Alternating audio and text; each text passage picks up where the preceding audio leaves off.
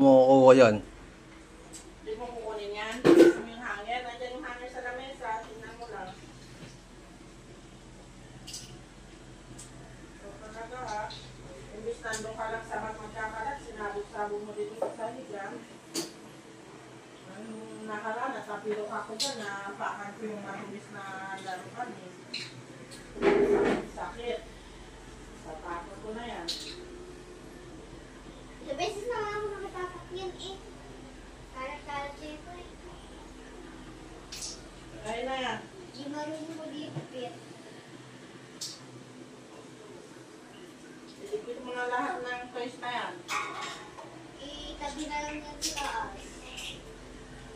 Diyan tinago ko, hindi makikita yan. Itago ko na lang yun. Kaya, hindi na lang mag-ipit.